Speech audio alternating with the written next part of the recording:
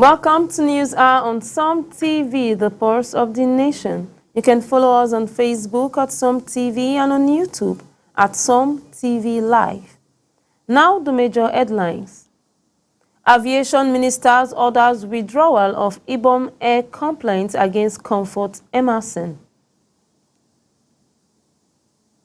EFCC denies targeting oppositions, rejects ADC's allegations of politically motivated probes. Nigeria secures $3.53 billion World Bank Health Loan and $111 million grant. I am Esther Oka-Steven with the news in full. The Minister of Aviation and Aerospace Development, Festus Keyamo, announced that the criminal complaint filed by Ibom Air against passenger Comfort Emerson will be withdrawn. He said Emersons, who had been detained at Kirikiri Correctional Center following an in-flight altercation on August 10th, showed great remorse during a police statement in the presence of a lawyer. Following the withdrawal, the Airport Police Command will facilitate a release this week. Keyamo also confirmed that the airline operators of Nigeria agreed to lift the lifetime flying ban imposed on her, with details to be announced later. In the case involving Fuji musician Wasiu Ayinde Marshal Kem1 and Value Jet, the NCAA will reduce its flight ban to 1 month and withdraw its criminal complaint, while FAN will work with him as an ambassador for airport security protocol. The Value Jet flight captain and co-pilot whose license were suspended will have time restored after 1 month and a mandatory professional reappraisal. Keyamo directed aviation and related agencies to hold a retreat next week to retain security personnel on managing passengers and de-escalating conflict. Airlines will also review staff's conduct towards passengers. He stressed that the decisions were made on compassionate grounds, warning the future breaches of aviation safety and security rules would not be treated with similar terms. The Economic and Financial Crime Commission (EFCC) has rejected accusation from the African Democratic Congress (ADC) that it's targeting opposition politicians, insisting its investigations are impartial and not time-bound. The ADC had accused the agency of conducting politically motivated media trial against figures such as former Sokoto State Governor Aminu Waziri ahead of the 2027 election. EFCC spokesperson Dele Oyewole said the commission investigates suspects from all political backgrounds and will not be pressured into revealing details of ongoing probes. EFCC Chairman Ola Olukayode separately warned about a growing trend of these issues, asset declarations by politicians who list properties they plan to acquire after taking office.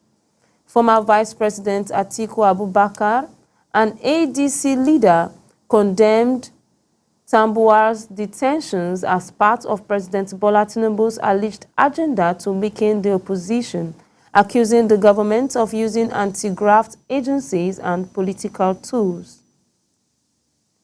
Nigeria has secured $3.53 billion in World Bank health-related loans and $111.29 million in grants over the past 9 years, with an additional $250 million expected in September.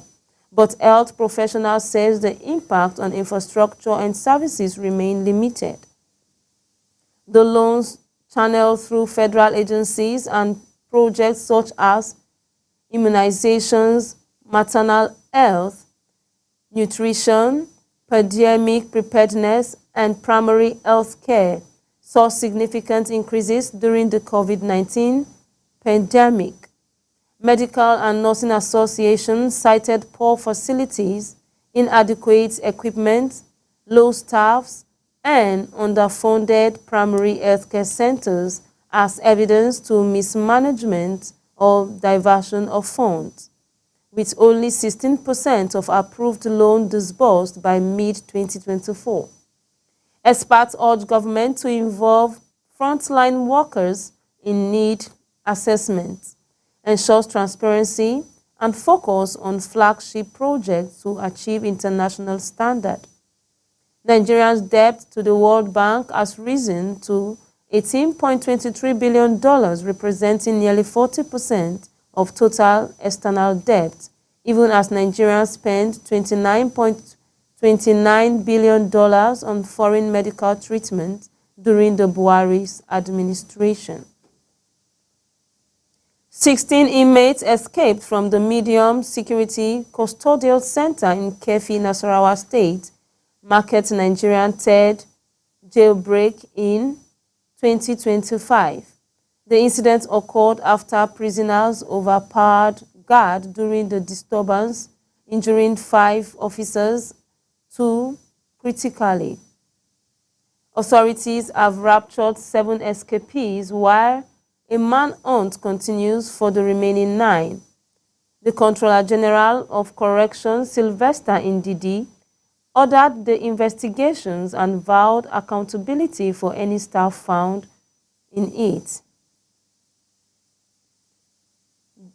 This last breach adds to a troubling history of over 7,000 inmates escaping across 19 jailbreaks since 2010, with many never recaptured. Overcrowding, poor infrastructure, underfunding, and prolonged pretrial detentions affecting over 70% of inmates, counting to undermine prison security nationwide. Security experts are urging urgent reforms, including prisons decongestion, biometric inmate registration, modern surveillance, and legislative change to reduce detention delays. Niger State former Governor Mohammed Umar Borgo has announced the $20,000 grant for each of the 100 beneficiaries of the International Undergraduate Scholarship sponsored by the senator representing Niger East, Senator Mohammed Sani Musa, popularly known as 313, along with ₦1 million for each of their parents to support the students' academic journey abroad. 313 has done you very well. I think I can do something similar. I'm urging the SSG to give you stipend of $2,000 each.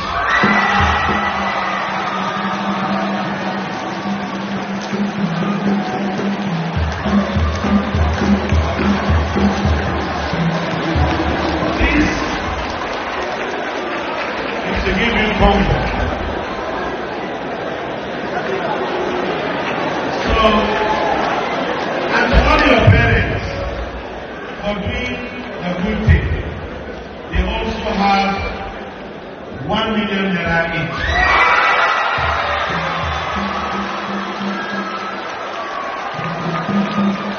This is for parents. I want to thank you for making your children, our children, one pillar today. This is a reflection of Niger State. So we are excited. Finally, myself and my team will come and visit you. The people that are doing well will be giving you extra money.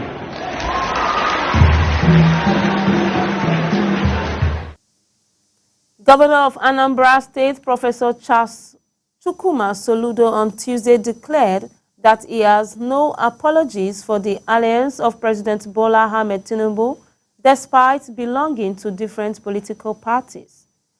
Speaking to journalists at the State House, Abuja, after a meeting with the president, Soludo said his support for Tinubu was rooted in shared progressive ideal and a personal friendship spanning over 2 decades. The Economic and Financial Crime Commission (EFCC) on Tuesday said it runs a non-partisan mandate. It said it has been circumspect and dispassionate in the exercise of the mandate. It said the law was taking its course whether suspects belonged to the ruling party or the opposition. The EFCC has revealed a new strategy being used by certain politicians. This involves claiming ownership of assets before they have actually acquired them.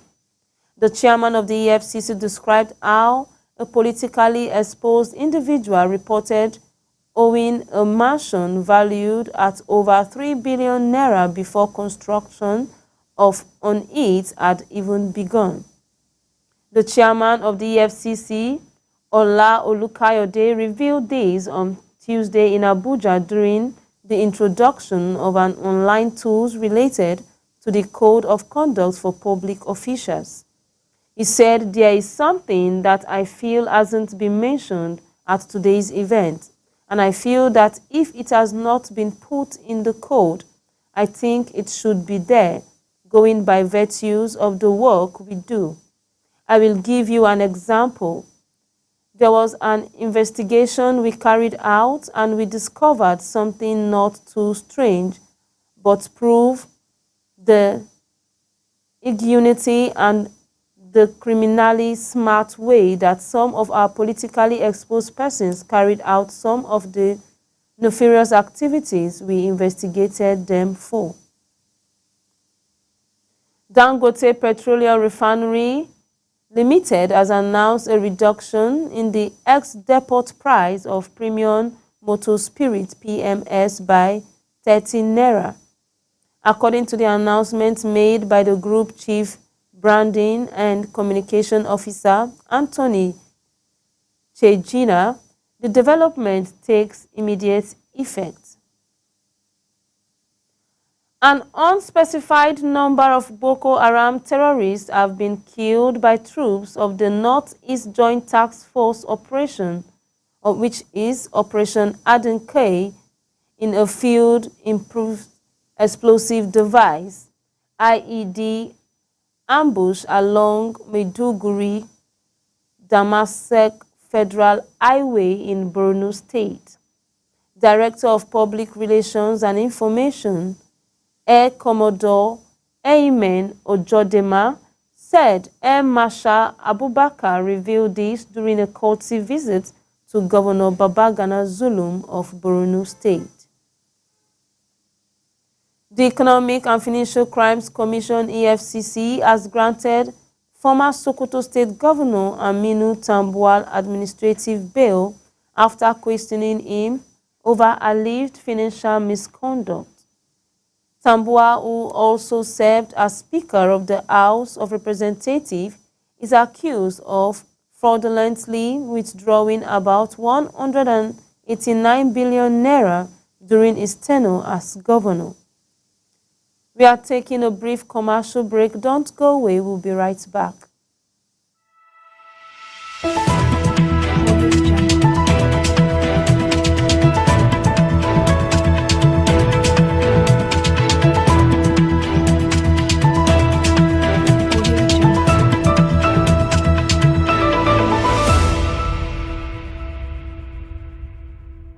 Are you stuck in Jalingo late at night? Need a safe and reliable ride fast? Introducing Supercab, Jalingo's trusted ride-hailing service from anywhere in the city. We will pick you up right at your doorstep. Book a ride in seconds. Safe, fast and affordable. Visit www.supercab.com.ng or download the Supercab app today. Supercab, your ride your way.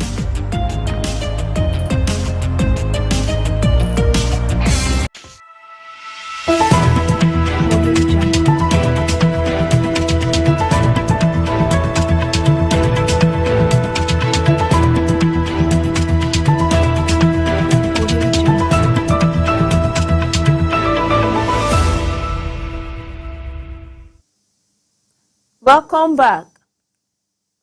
The World Bank has approved $300 million in financing for up to 7.4 million Nigerians in internally displaced persons camp and their host communities in the north region of the country. This was disclosed in a statement on Monday. According to the World Bank, the loan was approved on August 7, 2025. A former aide to the late ex-president Muhammadu Buhari, Bashir Ahmed, has reacted to Governor Charles Soludo of Anambra State's visit to President Bola Tinubu.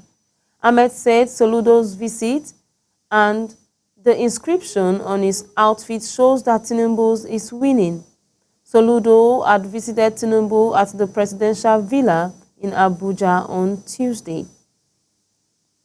Leadership of the Julius Ebure faction of Labour Party has warned Independent National Electoral Commission against excluding the party's logo in the August 16th by-election. National Publicity Secretary of the faction, Obiara Ifo, gave the warning in a statement issued on Tuesday in Abuja. The Bauchi State Police Command has arrested no fewer than 48 students of the Federal Polytechnic Bauchi for allegedly blocking the Bauchi Tafa Balawa Des